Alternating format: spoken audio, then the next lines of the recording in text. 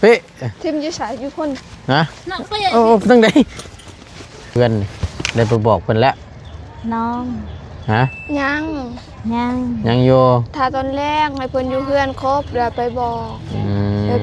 แบบขึ้นเพื่อนตัวหันแน่ขึ้นเพื่อนตัวนี้แน่ขึ้นให้เบิดและบัดนี้ในอาหารการกินแนวอยากแนวกินได้สันได้กะเตรียมไว้ให้เพิ่นแล้วมีอย่างแน่สิจะสู่แขกคนเพิ่นมาหยุกย่อเฮือน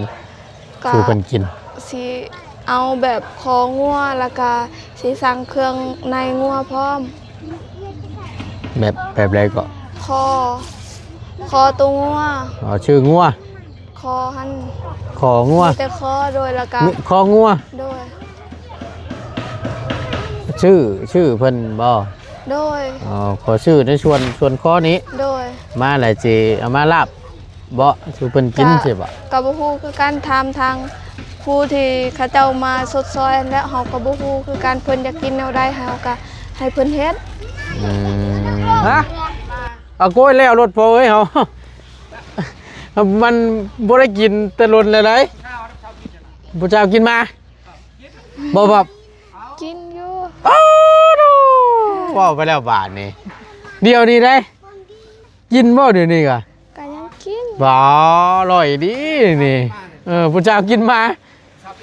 โอ้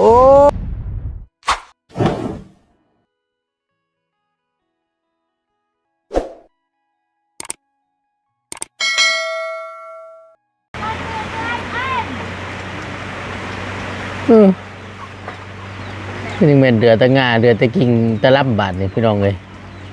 โอ้ยทักแน่ดีต้นดูต้นใหญ่อะไรพี่น้องเนาะ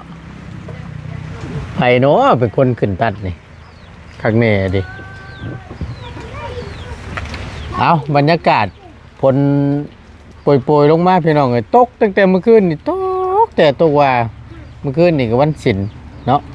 ฝนนำลงมาสั่นบัดคืนเลยเมื่อคืนนี่มื้อนี้ยันบัดมืออยู่มื้อนี้เห็นแต่ว่าเพิ่นแจ้งเตือนว่าพายุสิเข้าได้เนาะเห็นว่าพายุสิเข้าว่าซั่น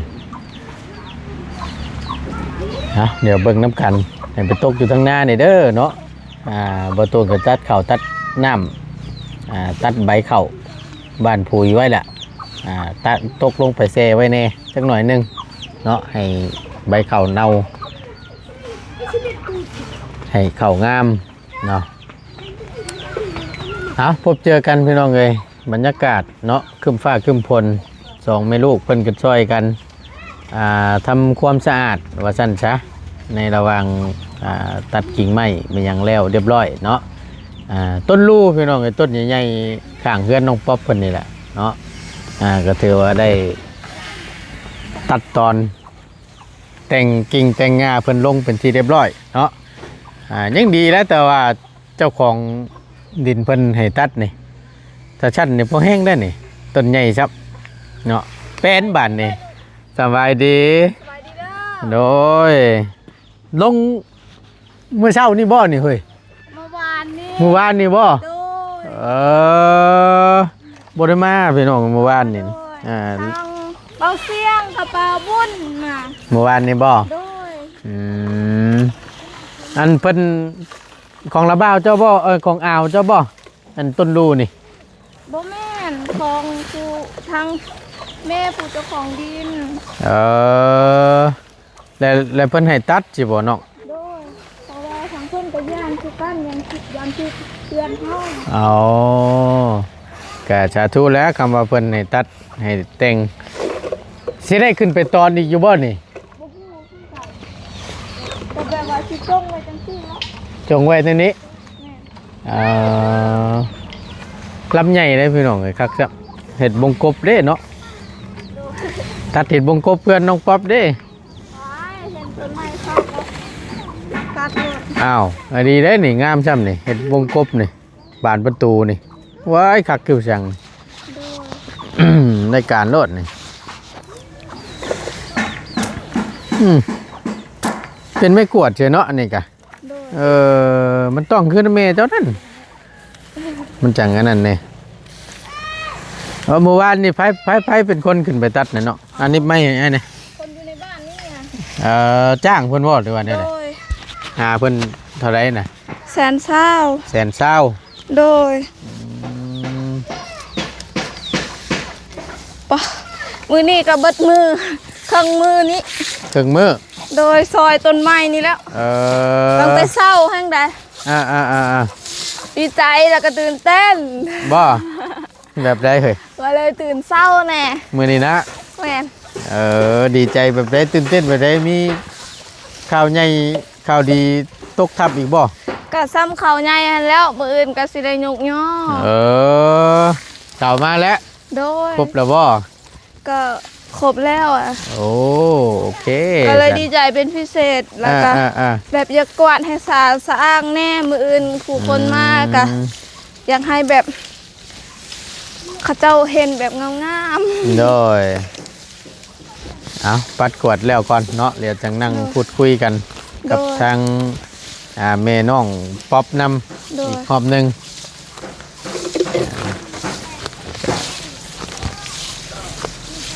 ทำความสะอาดมันแห้งแล้วก็จังค่อย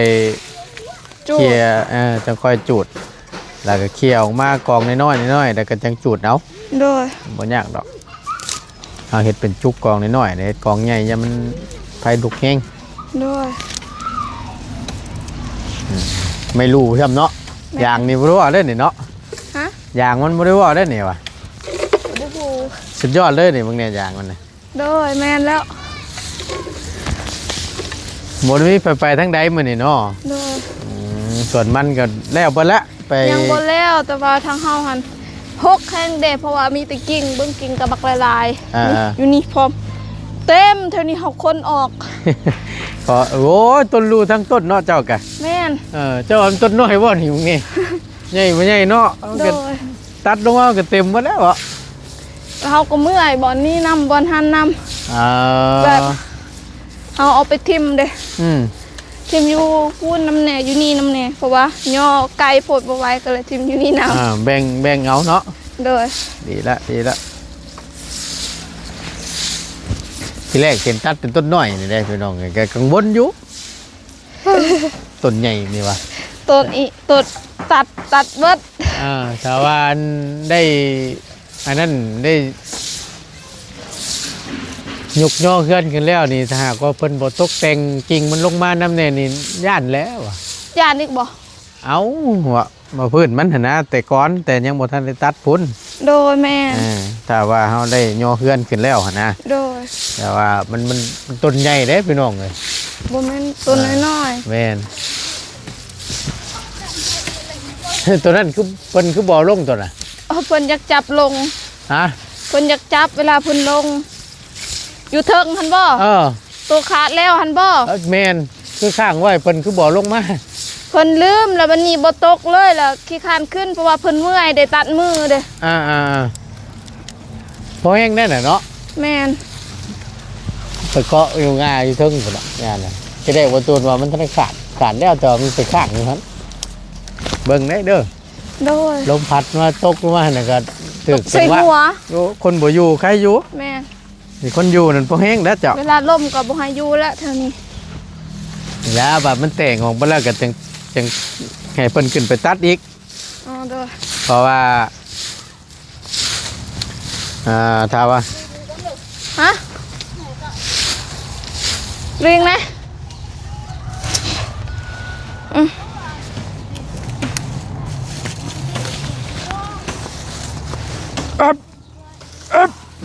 ทางไหนเฮ้ยทางไหน เมื่อยนัก นักแหละ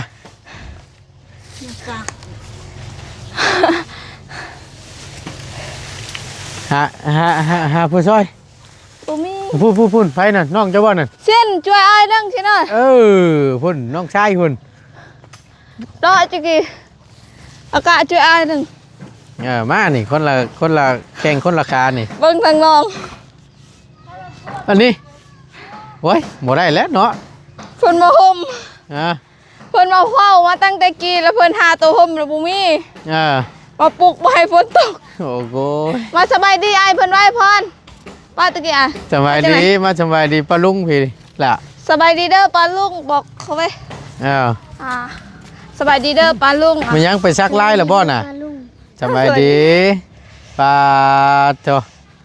ลายยังเฮ้ย โอ้คือเท่แท้อะบ่ว้าวลาวได้อยู่บ่ บ่ได้เว้าบ่เคยเป็น คือบ่ชอนน้องนี่ เนาะ ใหญ่มากก็ฮู้ โอ้ยบ่ฮู้แล้วเนาะไหวพูดแล้วนะป๊อบ ฮะ พูดมองมันแปลนพูเออ เป๊ะ เป๊ะเป๊ะนี่แม่เนาะ เด้อ แม่เนาะ เด้อ เป๊ะ ทีมอยู่ไสอยู่พุ่น นะ น้องไป โอ้ตั้งใดนั่นติดเชื้อแล้วเรียบร้อยแล้วได้หำเอ้ยน่ะกะเอาออกห่างๆจากเชื้อเจ้า เอ้ยก็ เรียบร้อยบาทที่นี่เช็ดนอกอุ้ยยางเพิ่นนะพี่น้องเนี่ยมึงนี่พอๆกับยางติ้วเลย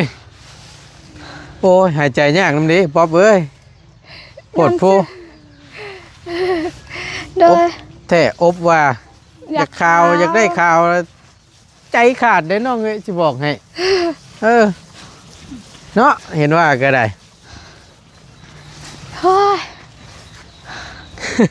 ฮ้อนก็พอฮ้อน เออเอาหูโยนห้อนเนาะก็บ่ต้องอบบ่ต้องเงินใช้มันแหละ เฮาก็อยากข้าวน้ำคนอื่นคือกัน โอ้ยไปลองเลยจักแหน่ดิ เบิ่งนี่จักสั้นค่อยใส่เสื้อ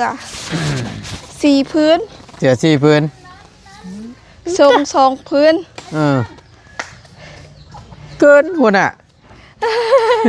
หัวข้าวก็ให้ฮู้ไป เออมีแต่ใจจะขาดไอ้วะ เนาะเบิ้งขนาดว่าใหญ่ซำนี้แล้วนี่แก่นกับบ่ได้ปานใดเลยพี่น้องเอ้ย แม่น แต่เฮ็ดพวกวงกบวงอย่างนี้โอ้ยคักเลยไม่รู้สุดยอดเลย โดย ไม่ดูไม่เหลงนี่สิงาม โอ้ย เนาะ ทีนี้ก็งามจังปังแล้ว เวลามันแตกขึ้นก็ตัดอีก ตัดอีกต้องได้ตัด แม่นต้นใหญ่มันก็คือว่าวแหล้วพี่น้อง แม่น อันตรายมันใกล้เฮือนเนาะ ถ้ามันอยู่ห่างๆโชคดีอีกแน่ก็คือว่าวหั่นแหละมันเฮาก็บ่อยากตัดหรอกตัดไม้ทำลายป่านี่มันก็ว่าวแล้วก็ให้มันมีต้นไม้ละลายล่ะมันจะได้เย็น โดยแต่บางหมู่บ้านเนี่ยเขาเจ้าบอกบ่นั่นปลูกแถวบ้านเด้คันเฮาปลูกจังซี่แม่นบ่ อ่า เขาประกาศว่าคันถึกเฮือนหั่นต้องได้รับผิดชอบได้ แม่นอยู่ใช้คือกันนี่แหละ โดย ถ้าสมมติว่ามันเป็นอย่างมากหรือว่ามันล่มทับเพื่อนบ่หรือว่าสายไฟผ่านถ้าว่ามันยังบ่ตัดมันขาดมากเนี่ยเจ้าของเพิ่นและหาผิดชอบ แม่น เพราะฉะนั้นน่ะก็มันหลีกเลี่ยงบ่ได้เฮาก็จำเป็นต้องได้ตัดคือว่าหั่นแหละ เพิ่นก็ย่านคือกัน แม่น คันถึกเฮือนเฮาเด้จังซี่แบบยังบ่ถึกนี่แหละเฮาจึงแบบ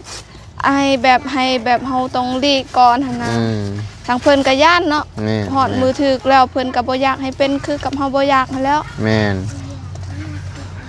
เอาแล้วมาหาเฮานี่เด้อจังหน่อยเด้อ โดยพี่บ่จะได้ไปเอ้ย ทางอันนั้นเพิ่นพี่น้องเอ้ยเนาะ พี่ ช่างเพิ่นแจ้ง บ่จะน่ะ เพิ่นละบ่หรือว่าแนวใด ก็ทางเบาเสียงบอกว่าแจ้งแล้ว เรียบร้อยเนาะ โดย แม่น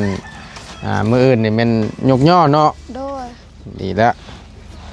เตรียมพร้อมแล้วล่ะว่าเจ้ากะ โอ้ยเตรียมพร้อม นะ โดย เตรียมพร้อมก็คือ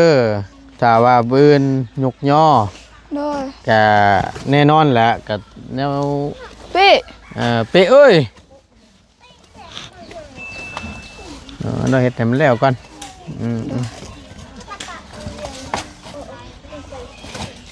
มาพี่มึงดู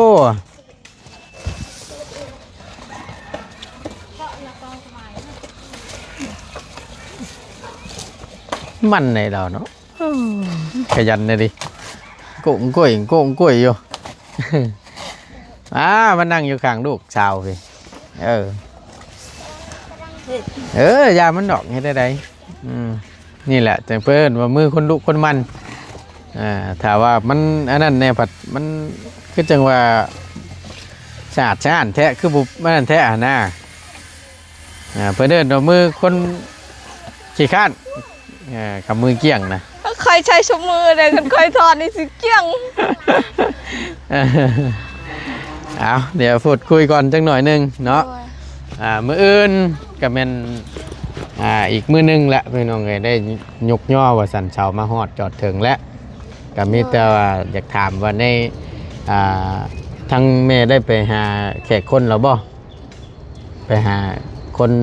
มาซอยยกย่อเฮือนนี่ได้ไปบอกเพิ่นแล้ว น้อง ฮะ ยัง ยัง ยังอยู่ ถ้าตอนแรกให้เพิ่นอยู่เฮือนครบแล้วไปบอก ไปบอกแบบขึ้นเฮือนตัวหันแน่ขึ้นเฮือนตัวนี้แน่ขึ้นให้เบิด ประมาณจักเช้านี่ก็ได้ติพี่น้อง โด เนาะ ยกะเอิ้นแบบเสาปลายนี่แหละยันคนบ่มานำเด้ แม่ แล้วก็มีทางญาติพี่น้องเฮานำคนใกล้เคียงบ้านเฮานี่หมู่บ้านเฮานี่ ในหลายคนไว้ก็ดีเนาะ โดย ยกย่อมันก็จังสิได้สะดวกสบายคือว่าหั่นแหละและบัดนี้ในอาหารการกินแนวอยากแนวกินได้สันได้กะเตรียมไว้ให้เพิ่นแล้วมีอย่างแน่สิจะสู่แขกคนเพิ่นมายกย่อเฮือน ก็ สู่เพิ่นกิน สิเอาแบบคองัวแล้วก็สิสั่งเครื่องในงัวพร้อม แบบไรก็ คอตัวงัว อ๋อชื่องัว คอหัน ของัว มีแต่คอโดยแล้วก็ คองัว โดย ชื่อเพิ่นบ่ โดย อ๋อขอชื่อในส่วนข้อนี้ โดย มาหลายจีเอามาลาบบ่สู่เพิ่นกินใช่บ่ ก็บ่ฮู้คือการถามทางผู้ที่เขาเจ้ามาสดซอยและเฮาก็บ่ฮู้คือการเพิ่นอยากกินแนวใดเฮาก็ให้เพิ่นเฮ็ด อืมถามผู้เพิ่นนั่นติ โดย ก็บ่ถามแล้วมันก็ทั้งนี้และทั้งนั้นก็ขึ้นอยู่กับเฮาแหล้วน้องเอ้ย ก็แม่นอยู่ขึ้นกับเฮาออกแบบใดเพิ่นก็กินแบบหั่นแม่นบ่ อืม แต่เฮาถามก่อนทางพวกอ้ายสิกินลาบบ่หรือว่าสิให้น้องเฮ็ดแนวใดนี่คันก็เพิ่นบอกว่าจะกินลาบเฮาก็ให้เพิ่นเฮ็ดลาบคันเพิ่นบ่อยากกินอยากให้เฮาเฮ็ดกินเฮาก็เฮ็ดกินหั่นนะ อืม เพราะว่ามันต้องมีแบบคนเฮ็ดกินส่วนหลายแล้วเฮาเฮ็ดกินอาจสิบ่ถึกปากเขาเฮ็ดจังซี่นะเฮาบ่ฮู้คือกัน เอาพอเข้าใจเนาะหากแต่ว่าเว้าง่ายๆสรุปง่ายๆก็คือสิซื้อซีน โดย มาลาบสู่เพิ่นกิน โดย นี่ก็เป็นกับข้าวที่ไว้ย่อแขกย่อคนเพิ่นมาซอยนี้ โดย ก็ได้คือกันหากกระส่วนลายมันก็ลาบมันแหละพี่น้อง โดย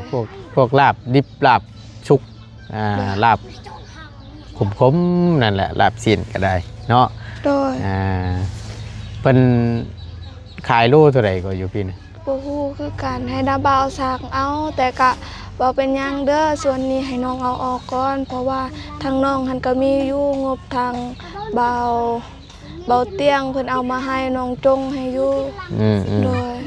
เพราะว่าก็ยังบ่ทันได้เอาไปซื้ออีหยังแล้วก็สิได้ซื้อข้าวนำบางเทื่อก็ได้ซื้อข้าวเพราะว่าทางเพิ่นมามื้ออื่นก็ได้แบบในดึงข้าวให้เขาเจ้ากิน แนวมันแหละเนาะ โดย ไล่ลาบซีนกินแซ่บๆผัดข้าว โดย บ่มีกินนี่ก็บ่ได้แล้วเฮ้ยเนาะ แม่นโดย แน่นอนแหละเราก็ต้องกล้าเตรียมให้พร้อมมันแหละ โดย เนาะข้าวน้ำซ้ำปลาเนาะอยากแนวกิน โดย ผักหญ้าขาหุ่นไว้ใส่ลาบใส่ก้อยนี่แหละ แม่ ไว้เตรียมให้ครบมันแหละว่าซั่นซะเนาะแขกคนเพิ่นมายกย่อสดซอยเนาะยกย่อเฮือน โดย ก็อยู่ใส่ก็คือกันพี่น้องก็มันเป็นเบียกเฮา โดย เพราะฉะนั้นแล้วเฮาต้องกล้าเตรียมให้พร้อม โดย บัดหน้าบัดในมือหน้าหาหกไปบัดยามเฮามีเวียกมีงานเฮาหามันก็ง่าย โดย คือว่านะ มันจังสะดวกสบายหั่นแหละพี่น้องเฮาก็หาซ้ำที่เฮามีหั่นแหละก็บ่ว่าดอกแบบว่าลายอีหลีก็มันก็บ่ได้แล้วเอาซ้ำที่เฮามีก็เอาพออยู่พอกินนี่ก็โอเคแหละมันก็บ่ได้ว่านั่นดอกเนาะก็บอกในเฮาที่บ่มีฮะเอาโกยแล้วรถพอเอ้ยเฮา มันบ่ได้กินแต่ล้นเลยเลยผู้เจ้ากินมาบ่แบบ กินอยู่ อ้าวว้าวไปแล้วบาทนี่เดียวนี้ได้กินบ่เดี๋ยวนี้กะ ก็ยังกิน บ่อร่อยดีนี่ผู้เจ้ากินมาโอ้ย ต้องกระเช้าพัน อุ้ยฮะ ต้องกระเช้าพันเอาเสื้อไปเช้า อุ้ยเอาบ่ปอบ เอาแม่ก็ให้ซื้อให้ไปเบิ่งดูเอาแม่20,000นึงไหม บ่เป็นหยัง เอา ยาแล้ว บ่คำสิกินแต่บ่ยากนี่กินบ่มันอันแม่เจ้าค่ะ จ่ายเนี่ย กินบ่ กินหมดกินเบิดเนาะเอา ท่องทุนน่ะช่องโทงอีกเลย ทงหนึงก็ได้ทงหนึงก็ได้ ข้างนี้นี่ เฮ้ยปวดตัวนึงเจ้าดอกปอบแล้วดอกเดียว เบาตุ้นเอาทงหนึงพอแล้ว เจ้าถุงนึงบ่ โดน เดี๋ยวแต่เจ้าได้นี่เดี๋ยวเอาถุงนึงกับถุงนึงเอาสิซื้อให้ ขอบใจขอบใจ อ่า ข้างข้างในนี่นี่หมา จอ จ้อ จอมาจอเอาชิ้นมาได้ชิ้นมาเด้อ โอ้ยยอมแล้วข้างในดิไปให้น้องหัวไว้โอ้เออ ขอบใจเบาตูนเด้อ หนูบ่เป็นหยังบ่เป็นหยังบ่เป็นหยังเนาะว่าจุบเจือ อ้าวแหละเตียกันเลย เป็ดพานจะใช้นี่น่ะเนี่ยมาก็ได้ น่าเตียกันเลยนะว่า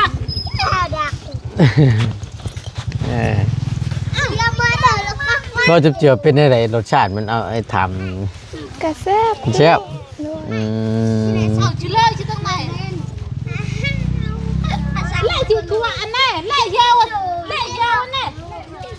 ปิ้งบ่ด้วยนั่นเลยอบ กะคั่วแล้ว ใส่เครื่องครบเลยก็แซ่บได้เนาะ โดย หักเอาเบาตูนบ่กินบ่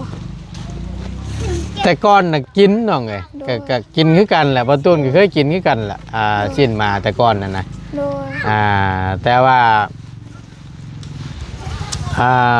เฮาบ่ได้กินหล่นเลยเด้มันเลยแบบก็บ่ได้ว่ารังเกียจหรอกพี่น้องไงแต่ว่าเฮาบ่ได้กินหล่นแล้วก็เลยมันบ่คือด่างจังซี่นะ อ๋อโดย มันก็ห่างหายมากก็10ปลายปีแหละ อ๋อโดย ที่บ่ได้กินชิ้นเพิ่นน่ะ อ๋อโดย โมเมนต์ว่ารังเกียจโมเมนต์ว่านู่นนี่นั่นดอกแต่มันเฮาบ่ได้กินหล่นน่ะมันได้บ่อยากเห็นล่ะมันชื่อๆอยู่หั่นน่ะตะกี้นึงกินได้โอ้เฮ็ดแห้งไว้นี่มักเครื่องกะคักนี่เอามาย่างนี่โอ้หากแม่อ้ายนี่บ่ได้ อ๋อโดย สมมุติว่าปิ้งชิ้นมานี่กินข้าวความทิพย์น้ำเพิ่นนี่ เราบ่ให้กินน้ำเราจกแยกไว้ต่างหาก อ๋อเพิ่นบ่อยากเลย บูคือกัน ทั้งยาค่อยก็คือกันเพิ่นบ่อยากกินก็บ่อยากเลย เดี๋ยวแบบมันอันนั้นนะพี่น้องไงแบบ โดย ที่ว่าจังใดเนาะเว้านำคนบ่กินเพิ่นก็สิแยกให้เฮา โดย นะก็สิว่านี่ ทั้งยาค่อยก็บ่กินคือกัน แมวได้กินบ่ แมวคอยบ่ฮู้คือกันบ่เคยกินแต่ เดี๋ยว ก็กิน ยังบ่เคย โดย หากถ้าสมมุติว่ามีคนเฮ็ดมานี่กินบ่ กิน โอ้ร้อยอีหลี ร้อยอีหลีดิงูได้กินบ่ กิน งูก็กิน กินเบิด กินทุกอย่างเลย โดย ห่วยพอแล้วก็ไปคนได้จ้ะฝนมันตกน้องก็บ่แม่นหยังดอก ไม่ไอ้สิเปียก โดย ไปเข้าห่มก่อนไปก็เอาไว้ไปเอาไว้ตรงเนี้ยมานี่ไปเดี๋ยวไม่สิเปียกแล้วพี่น้องเอ้ยเนาะมีแต่ว่าพอต้นขอจบคลิปก่อนเด้อซันเด้อเนาะมีแต่ว่าล่ำลาลงมือเพียงซั่นนี่แหละอยู่ดีมีแห้งพี่น้องเอ้ยขอบคุญขอบคุณหลายๆสบายดีเด้อน้องเด้อ สบายดีทาง โดย FC ปาลุงเด้อแล้วก็ทางเบาตูนนำเด้อขอเจ้าอวยพร เจ้า โดย ฝนตกระบาดนี่พี่น้องเอ้ยเอาอยู่ดีมีแห้งสำหรับคลิปนี้ไปเด้อพี่น้องเด้อสบายดีเด้อ